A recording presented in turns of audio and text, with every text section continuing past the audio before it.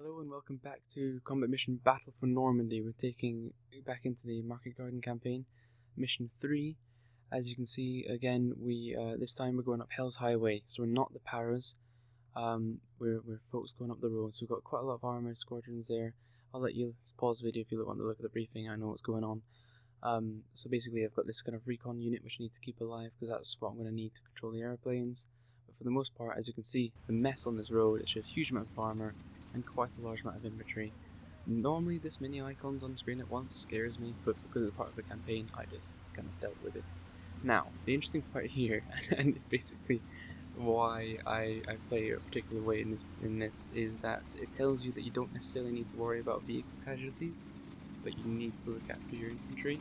So I kind of take the idea that vehicles are basically going to be thrown away a little bit in this. You know, they're going to be charging up, soaking up the enemy's munitions, and therefore not as much is left to spend on my infantry. And I have to admit, I think this plan works to a certain extent. To begin with, I'm just rushing these vehicles up the main road, so you can see them just heading up the centre there. Infantry spreading out on either side of the road, left and right. The majority of them are on the left, just because if you actually look at the map, the majority of the map is actually on the left hand side of the road, so that seemed to make sense.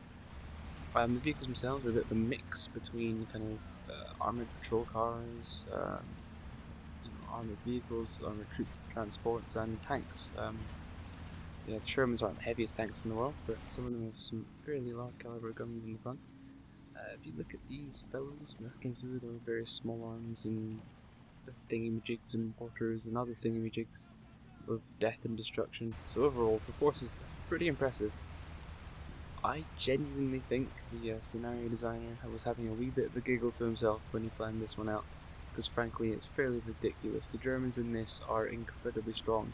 If you ever watched A Bridge Too Far, check out the beginning of the Hell's Highway segment where they immediately start rushing off, and there's horrendous casualties to begin with and chaos. That's literally, I think, what he's trying to do in this scenario.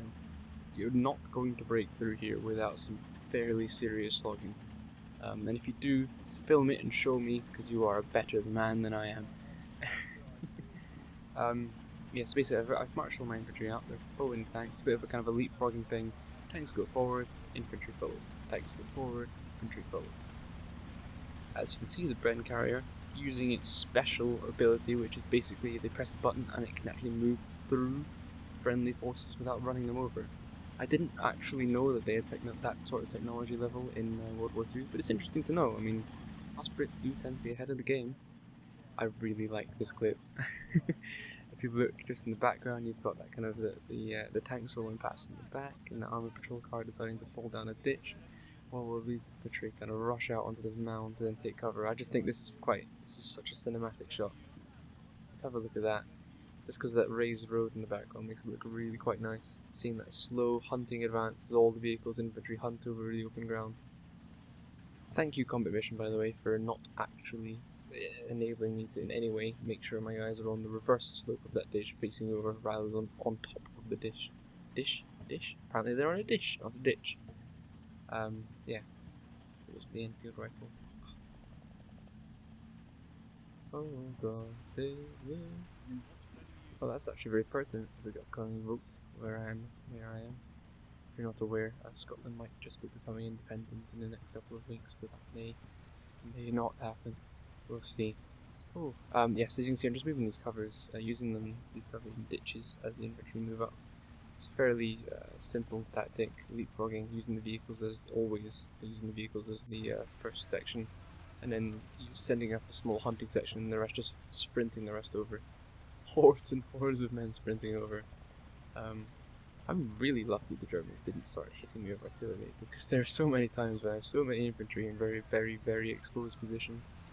But I just love seeing this sort of human wave. By the way, on the other side, the right-hand side, which has not been filming, there's been infantry running up on the other side as well. It's just not as impressive. Now, over here, we've got a very brave scout car going all the way up along the road, bouncing up and down, taking up that first objective, which you heard. Yeah, things are going well at this stage, I think, it can be safe to say not too much bad stuff has happened. at this point. We've reached the forest, so it's the first kind of enemy force position, which there may be enemy forces in, so we're kind of sprinting to get into the edge, and then when we get into the edge, we're then slowing down. That is actually still doctrine you would do today. If you're breaking from one sort of terrain format to another, you sprint into it, and then when you get in, then you slow down. Until contact, obviously. On contact, you then do the whole sprinting to cover, returning fire and stuff. It really would be nice to see the kind of the infantry doctrine expanded even more in combat mission games. As it is at the moment, is really complicated, but it's also quite simplistic. You know, the animations, etc. But it's only like a 2-man team, so what this game is just, the series of games is incredible. The amount of work that's gone into them, and the amount of simulation behind it. So here we see a scout element, a flanking element with 2 Shermans and a bunch of armoured cars on the left, and you can also see what happens to it. Germans have anti-tank guns. Germans have anti-tank guns specifically covering this open field to the left. My vehicles do not stand a chance. Run! It does mean the crew jump out, and the crew, because I suppose they'll be attached to vehicles rather than infantry formations, are quite nice things to send in ahead of the real infantry to soak up any German positions and expose them. And you will see occasionally tank crews running out ahead of the rest of my infantry units in the rest of this battle. I kind of just throw them away because it told me I could. And I'm an infantry guy, for infantry. Unfortunately, these first German positions are horrendously strong, so even though I push all my infantry up to kind of fence lines and cover and things, there's artillery pieces, there's anti-air pieces, there's mines on the main road, as you can see. There's infantry, MG positions, and trenches and bunkers all the way across the kind of those forests there. So even though I have an extremely strong fire base with tanks and infantry all firing back, it's actually a really equal fight. And we actually get bogged down here for probably most of the battle. It just takes a very long time to suppress and subdue these enemy positions, so even though you won't see it, there's a lot of time spent here. I didn't film every single one of the shots fired. As you can see on the right hand side, men running up in the background, that entire flanking force was actually just completely destroyed. Lovely smoke plumes. In the middle, this just shows how crazy that middle firefight can be. I mean, I didn't actually lose all that many troops, probably up to about 6 or 7. But that one was, that hit was probably like the worst. That middle hit there, a good 2 or 3 of them got hit by the anti-air gun. I just love the firefights that actually this segment encourage. I mean, you can see my troops running forward, trying to get in position, firing over the heads of friendlies, or trying to get in position where they can then start getting the heavy weapons on the enemy. Getting those MGs down and the mortars set up. Unfortunately, that was a tank exploding. So, don't worry, I've got plenty of vehicles left. I'm not sure how many vehicles I end up with at the end. I have a sinking, horrible feeling it might actually only be 1. And that one vehicle was horrendously brave and deserves a medal. You'll see it later on. So here we go, you can see some of these mines coming into effect. There are always holes in the ground and abandoned Bren carriers. I'm actually really lucky that the only vehicles the mines did any damage to were Bren carriers, not tanks. And these, I think this armoured personnel carrier was completely lost as well, unfortunately. That was a pity. Mines all over the place along the main road. So you can see there I did lose a few APCs, no tanks, but a few APCs to the mines, which was a bit silly. So we've got machine guns set up, lovely on the rear wall, and you see the anti-air gun in the background firing at friendly units. It's currently firing at a tank, doing absolutely nothing to it. I would imagine it'll be messing about with the optics, but nothing else. And you can see the German positions in the background there with the tank gun that destroyed the force on the left. But the tank gun by now has been destroyed. That area of Germans on the right there, where you see that mortar heading towards, is actually just, by the end, is just craters and craters. And as you can see, send some of the vehicle crews forward to scout out the terrain and what enemies there are ahead. A wee bit gamey, but I think if they're armed with pistols and they're still on the map, I can use them. Also, apologies for suddenly changing the movie lighting off. I did record this in 2 sessions, so from now on it's going to be a much brighter, more positive aspect, and I think that's fitting since this is the point where I start charging the troops forward in brave assaults on the German positions which have been, for for the most part subdued. I mean, there's a couple of MGs that do open up as I get along, and we do start to get, one of these sections does get a wee bit messed up by that, but for the most part this is very much the end state for this first line of German defence, but it was a really brutal firefight to get to that stage. So obviously I'm not leaving these infantry to go by themselves. The tanks are very much catching up and making sure that I still have control of the entire battlefield rather than just a small segment. Roughly about about a third of the way through the video at this point. So this third of the way through the video, we're only just now rushing in to assault the first German positions. I think at this point it was actually about halfway through the time, just it took so long to win and achieve that victory in the firefight, where the return fire was a hell of a lot less than it had been originally at the start. Here you can see a very, very, very brave man. I think he was the one man left of some sort of vehicle crew. I think it might have been a Bremen carrier. And he was armed with his wee Sten guns. He was sent on a wee brave mission up towards the enemy lines. And he makes it actually all the way. You can see the mortars shelling the lines. With that wee soldier, he should appear in the middle at some point. There you go, you can see him running up towards the trenches up there. Solitary figure. Very brave wee man. Getting all the way there without getting hurt, which indicates that that side is fairly safe at the moment. So here's a top-down view. You can see some of those sections running up the middle. The rest of the ones that run over the hills to begin with, they're actually all along like a sort of hedge line, which you can't really see very closely, but that's the secondary, that's the original German position there along the hedge line. And you can see the crazy amount of shelling I've been doing with the tanks and things on the German positions all along there. So craters wise, they're just horrendously destroyed. Sorry, pardon me, I've got a really bad cough at the moment, which isn't helped by a bunch of different things. Actually, I'm a bit of a chest infection, so apologies, but this video has taken far too long to make and I need to get it out there. I've got a few folks asking for it on the forums, so yeah, I need to get this done. Yes, my mortars are very much coming in. I did spot some more German positions where that first mortar hit over there, so we've been trying to call them down to pin down the MG. Things are looking pretty good though. Definitely some serious damage on the enemy positions. I've not really shown very many enemies, but I have done some fairly serious damage to them, so you'll probably start to see that coming along in the next few videos. I do try to show that I am inflicting quite heavy casualties in them. I'm not just losing everything myself. Okay, so these are the two tanks, the very, very, very, very forefront of the attack. Right at the front, sitting in the middle of nowhere, being very brave, firing at all the positions that are firing away infantry. So I like these tanks. These tanks are brutal. They can stay being tanks for as long as they're useful. So for the most part, things are definitely calming down, and I go, right, this guy here, I think I quickly name him later on so you might be able to see it, if not, never mind, but he is one hell of a brave soldier.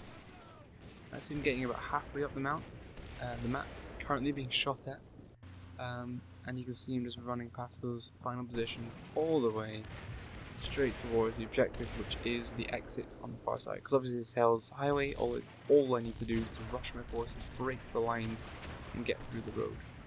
I mean, at this point, this is actually the most like the later German tactics the British and American army get in terms of just breaking through the positions with no matter what, just get through. You don't have to worry about spreading out to the sides too much, just break through the defences and penetrate as far as you can, and that's just what I have to do. So that's what I do. I'm not worrying about the sides too much in this battle. I just need to get along that road. So you can see a very, very, very brave driver there got through. So no matter what, I'm gonna get one man. Yeah, MG's not my friend. MGs do horrible things to my pixel tripping. So that MG is going to pay for that, and it does. I think it takes a wee while before it does, but he does eventually pay. Definitely by far the most. This isn't that. That was one of the first German positions we find, and as you can see, the amount of shelling and things with that brave man with the Sten, he finds them all very much on the ground in various states of disrepair. I'm just moving the rest of my infantry forces up to the front to try and then shell some of these, carry on and just completely obliterate these positions before moving them up into that forest on the left and right. Just need to make sure I consolidate the attack so I don't kind of pause too long. You need to keep the momentum up, because as you can see there on the bottom right, only about 32 minutes left. But at this point the fight does kind of speed up. It's very much a kind of make contact, fight, assault, make contact, fight, assault, you know, so not too shabby. There's some brilliant moments later on. There's some very, very chaotic kind of tree-to-tree foliage fighting where the kind of overwhelming British troops are just kind of running through the forest and gunning down German opposition, while occasionally dropping and losing a couple men on their own. It's actually quite fun. It was really fun to kind of watch happen. Yeah, just carrying on with some mortar strikes. I think this is the beginning of that, where some of my troops see some of these fleeing German machine gun positions and teams and just start to engage them on the other side.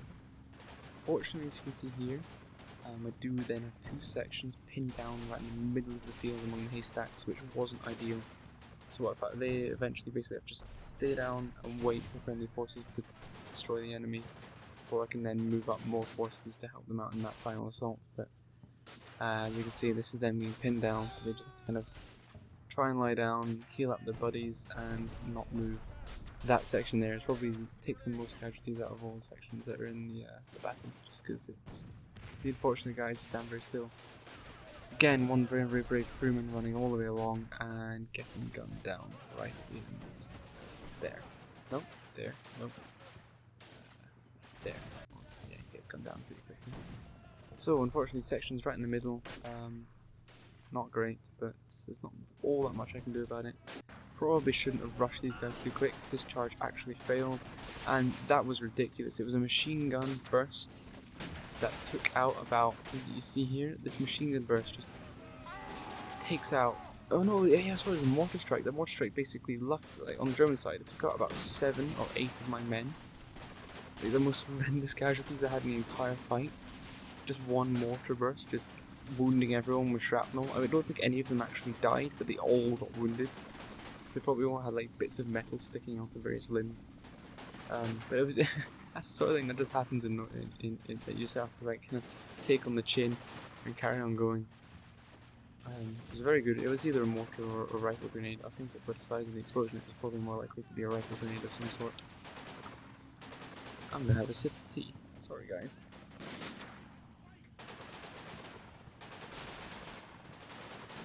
That was gorgeous. Fortunately, yeah, that man gets up to the front there and then surrenders. Because we're assaulting though, he does actually get picked up, so he doesn't actually surrender. Here we deploy smoke, we're healing up a friend, laying down fire on the enemy, so the attack hasn't completely stalled. Not completely, so we're still maintaining that sort of pressure on the enemy. I'm not giving any ground, so we're not really retreating. We're staying where we got to, and on the left, because I've noticed we're not taking any fire on the left, the infantry are getting all the way up the trees to then start moving right. So while the middle's kind of held down by this fire coming in and out, the left hand side is very much where things are going down. Look at that whole section working together. I love this guy firing the rifles. Good for him. What a brave guy. All those original sections moving up to the front. I love it. Yeah, healing up the men right in the middle of the field, taking fire all over the place, but being brave enough to do it. And now you can see 4 tanks within the space of like 10 meters all along the road. It's a wall of firepower. So over here we've got men moving straight up to the forest to try and defeat these German positions. I think this is on the this is on the right hand side. As you can see, they discover a minefield, so lots of infantry being lost there. Yeah, minefield. Not only strong positions, we now have minefields to deal with as well. That tank wants to become a dancer, by the way, that's why it's kind of doing that sort of thing. So it's just kind of doing a wee bit of a pirouette, and then decides, oh, we should probably fight because we're in a war.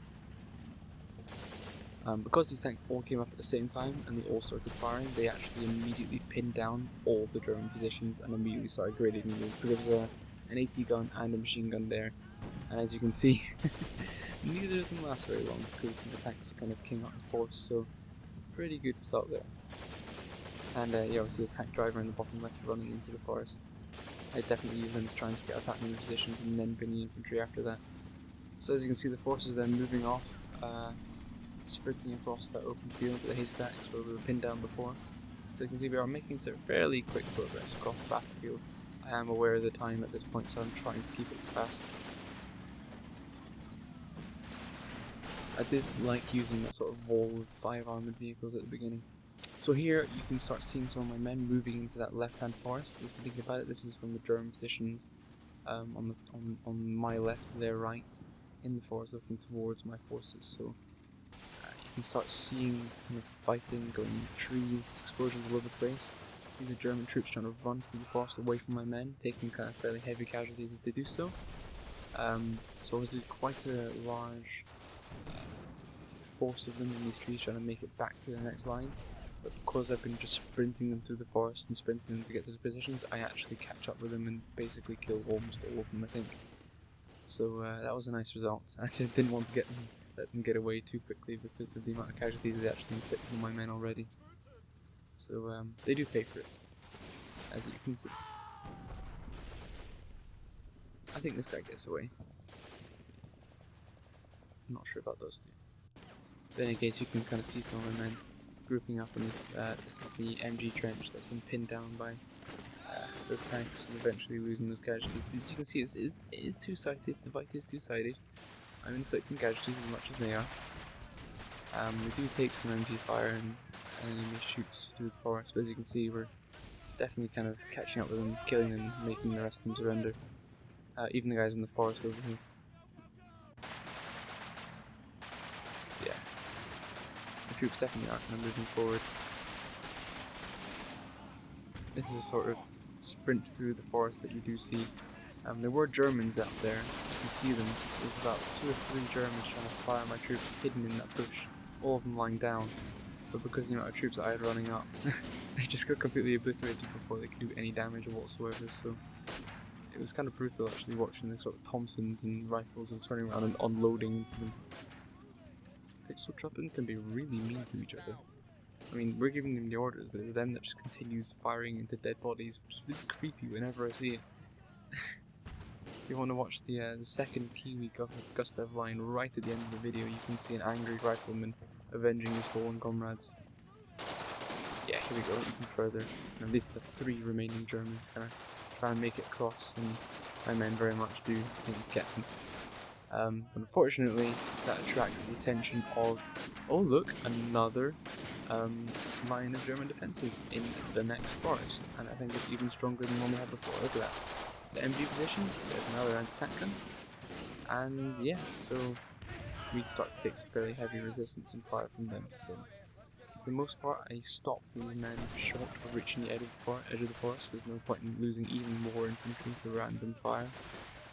So fingers crossed, hopefully the rest of the scenarios along Hell's Highway won't be as tough as this. Although I have a feeling that they are, so we'll see. You can see my infantry trying to move forward, firing towards the enemy positions, and then having to just bail because they all kind of just start taking hits. As you can see, the infantry fights I have here, I am losing fairly significant portions of them, even though my vehicles are very much at the forefront of the fight. They're just the Germans are just too dug in, there's too much cover, too many kind of forests to run through. This is the sort of fight you can see at the moment. It's fairly centered to the left at this point, even though I have all my vehicles at the front and the middle. And now those vehicles have moved up to the point where they're starting to shell the German positions. I have fairly large amounts of infantry in that forest on the left, which are taking some hits. So here you can see my vehicles moving up, and the tank is moving up as well to try and spot the German positions. They're getting right up to the front, and immediately starting to engage in the German positions we had spot with machine gun fire and their main guns. So they do start to inflict some fairly horrendous casualties on them. I think that one immediately shoots the anti-tank gun, but the anti-tank gun burns one of my tanks before it can be taken out, which is a pity, but then fires again at the same tank. But yes, we do manage to take out the tank gun before it destroys any further of my vehicles, I think, or maybe it's one more vehicle before it gets taken out, I don't know. So you'd think 3 tanks right at the front would be able to do some sort of damage to one anti-tank position. We'll see. That's that anti-tank gun there on the left. But no, the other tanks do seem to be trying to kill infantry more than anything else. Yeah, this is the anti-tank gun here. And I do think, there we go, you see it being destroyed by one of the tanks with a full-on direct hit, so yeah, it does get taken out before it can do any further damage, which was nice, because those tanks are pretty useful at this point, because just their infantry can do basically nothing to them, so that's why I have them sitting in the middle there, just basically machine gunning and shelling every position they can possibly see, which is great. It's such a good way of doing things. Immediately moving into that field in the middle, there's just nothing the Germans can throw at them to do any sort of damage, so they're just right at the front. My infantry can hide safely in their foxholes, and all these tanks do basically all the work for them, which, since I don't have to worry about losing them, it's probably a good thing at this point, the amount of infantry I've already left. Oh. Sorry about the unprofessional moving, but my leg was literally falling to sleep. I've been talking for about 25 minutes now. Yes, another very, very brave vehicle. It's the second vehicle to reach the end line. As you can see, it runs up and starts doing a bit of a gun run, a drive-by on the German positions. Literally with men standing up in the background firing Brens and Stens into their positions. I think that was really brave. Here, again, you see the kind of the horde charge, the human wave tactics, which the British totally used in World War II, where large numbers of men just charge across open fields after the Germans' positions have been basically just pinned down, so we can then kind of carry the assault to them. I'm not actually worrying about the positions on the far left. I'm just kind of running as many of my men close to the road as I can to just get them down that central avenue I know is fairly clear, because that central avenue is all I need to do is to get these men out the other side and succeed in the mission. So we've basically defeated like 2 or 3 lines of German defense, and extremely strong lines of defense at that. So I think I haven't done too badly. Yeah, I mean, it would have been nicer if I could call in some air support, which I probably should have done immediately right at the start of the round now I think about it, because those planes could maybe come in right at the beginning straight away instead of having to wait sort of 15, 16, 20 minutes before one would actually arrive. So if you're doing this scenario, I very much would recommend using those TRPs at the beginning to call in airstrikes right at the beginning. So hopefully you can spot some German positions really quickly and not have to worry about it. I love that a friendly mortar shell wounds 2 of my own men. Just because they were poking their heads up a wee bit too much. But as you can see, just to finish the enemy off, some mortars and howitzers come in to then shell those final remaining positions. And when that ends, I'm then going to run my men up, just for that extra bit of cover. I have it, so I may as well use it. I try to keep these guys alive. So yeah, here we go, massive charge. Tanks and infantry, again pressing the magic, like super secret British button, which means the tanks can run through friendly units without wounding them. You can probably see there's a hell of a lot less pixel tripping running along this path than there were to begin with. I think I lose like a huge amount of my men. But yeah, I win. That's all I'm gonna say. I win. Oh dear, yeah, it's embarrassing. I love that sort of look, these tanks and then running over the fields. Yeah, German positions don't really stand a chance when I get into the forest, because the weight of the amount of men that I have in the forest means that whenever they are exposed, I have so many guns facing them that I'm usually going to win without even getting any casualties inflicted. Unfortunately, that tank does take a wee bit of a Panzerfaust from, I didn't actually see which side it came from. Even in the fight I couldn't really see where it came from, but as you can see, my infantry run straight up. Some get lost and start heading the wrong way, but for the most part they all run the same way and take out Germans before they can do any damage, like this Panzerfaust guy. Before he can take out a second tank, is shot with all of his friends. And you see grenades being chopped all over the place, so it's a really, really fun tree-to-tree combat at this point, where I'm pretty much destroying the Germans without losing like a single man. So this is very, very satisfying compared to what's been happening in the past. As you can see, just the amount of firepower I have in the forest, so it is very much in my favour. I may occasionally lose a front man, but the Germans always lose their entire position. So this is me reaching the end of the map. So as you can see, large amounts of infantry are making it through to the next mission, which is and that's the after action report. So, huge men lost, about 200 men lost, 158 men okay. Germans lost about 140. So Germans lost less than I did, but a lot of the guys I actually managed to get back on my feet. As you can see, there really wasn't many German positions left on the map. Some were scattered throughout that final forest. I did have a couple of mortar sections but didn't quite make it to the end, and all the vehicles you can see on the map were disabled. That wee German position there actually had a bit of a side story on its own, wiping out one of my armoured cars, but for the most part I managed to completely bypass it because I didn't try to run units throughout that forest, so that was fine. In this one section here, I managed to survive the brutalization of the rest of the forces. So for the most part, I did fine. I didn't really leave that many friendlies on the battlefield in terms of bodies for either dead or casualty. Hence my wounded rate was quite low. Quite high compared to my death rate, but at the same time, wasn't too happy with the result. I lost huge amounts of men. I think further missions is going to be pretty difficult with the resources I have. Because let's be honest, this is a campaign, and those kind of infantry casualties I've had will count towards further missions.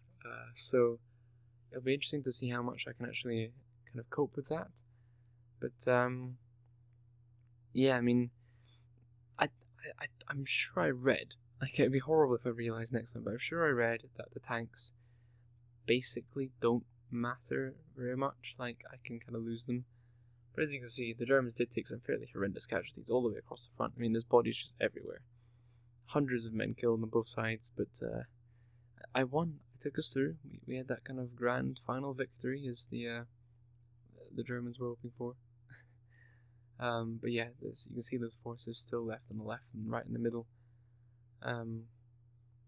It was tough. This was probably one of the toughest fights I've had. And I only had one shot at it without actually looking at the scenarios beforehand, so I think this is quite a fair victory. In any case, as this is tying to a close in terms of just viewing the enemies that are left on the battlefield, this has been Peter. Again, thank you very much for watching, and I shall see you again next time.